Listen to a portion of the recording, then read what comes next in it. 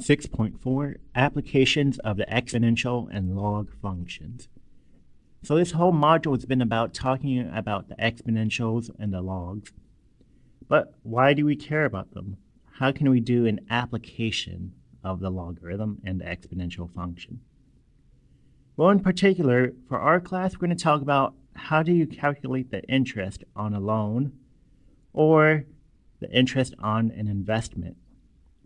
So for our first definition, suppose that you invested or borrow P dollars in an account that's compounded N times a year with an interest rate of R.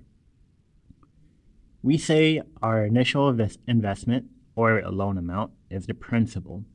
That's why we said we used P for that amount.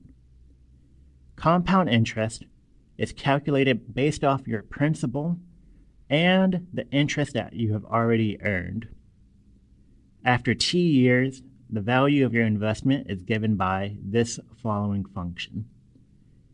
A of T is equal to your principal, so your initial investment or loan, times 1 plus the rate over the times it's compounded per year to the nt power, where T is the number of years that you've been working with.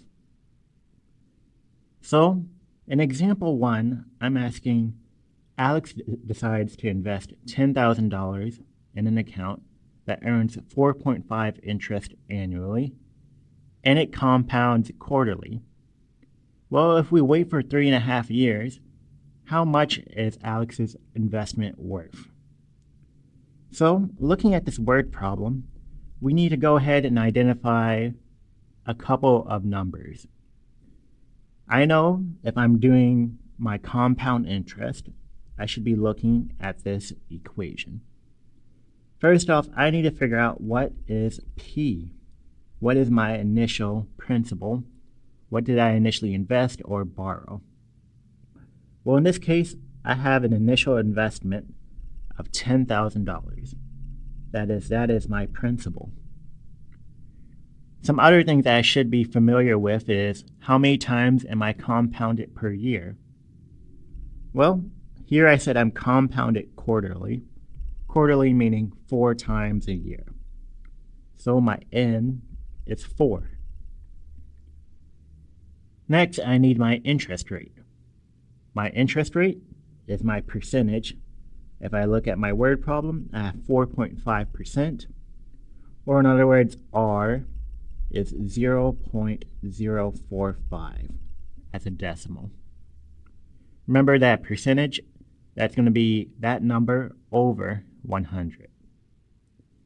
And the last thing I should be familiar with is how many years did I wait? In this case, I waited 3.5 years. That is, T is 3.5 years. So I have my principal, my interest rate, the times per year that I'm compounded, and how many years did I wait. Now I can fill in the blanks for my formula for interest. I know that my interest investment is going to be my principal, $10,000, times 1 plus my interest rate, 0.045, over the number of times I'm compounded per year, then to the nt power. Let's see, again, n is the times I'm compounded per year, and then t is how many years did I wait. So this is me filling in all of my blanks. So if I calculate this, I might recommend that you clean this up a little bit before you try to put this into your calculator. I have 10,000 times 1 plus 0.045 over 4. 0.045 divided by 4. We get 0.01125, or if I add it with 1, I get 1.01125 to the 4 times 3.5, we get 14 power. So this, what I have here, is a lot more manageable to type into our calculator and calculate. So if I take this value, 10,000 times 1.01125 to the 14th power, I end up with an ending amount of $11,695, and if we round it, 52 cents. So that means for Alex, they invested $10,000, waited for 3.5 years, and then now their investment is worth $11,695 plus some change. So we just calculated compound interest on an account. So that's example 1 for us. Now let's go ahead and work on this new definition. For the first example, this was an example where I'm compounded a certain amount of times per year. But what if instead I'm compounded continuously, meaning every moment my interest is being calculated based off my previous amount, instead of, for example, 4 times a year, 2 times a year. Every moment it's always increasing how many times I'm being compounded. We call this continuous compounding interest.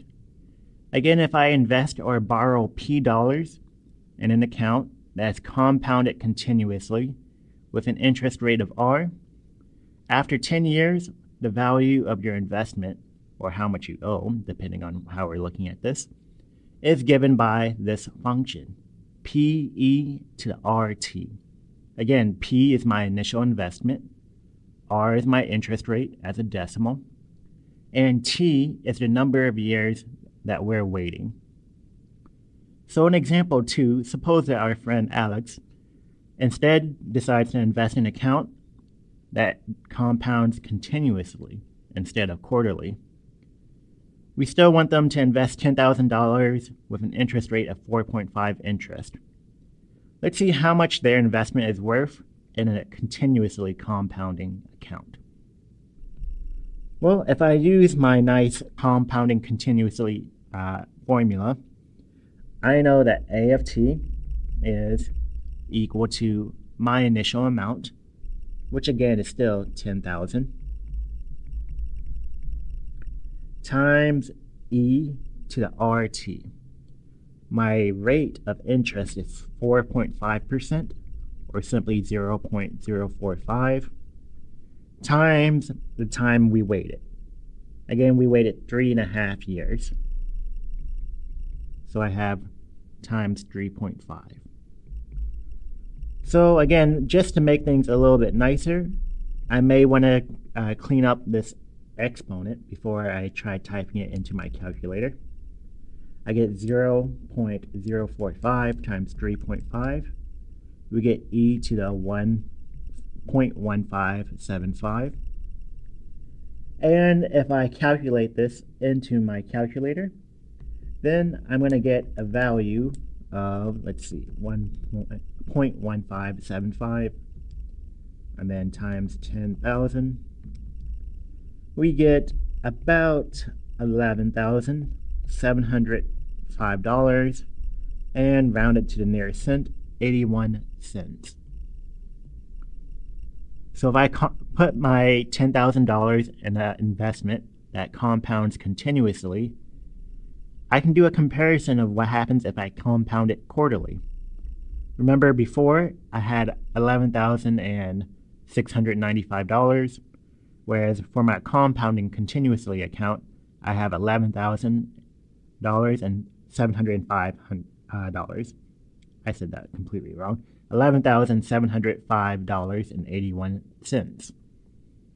So we can see in this case, my account that compounds continuously actually gives me a little bit more after 3.5 years. So this is our example 2. And also our last example for this video. So this is really nice because we have a direct application of our exponential and log functions. we can calculate interest on an account.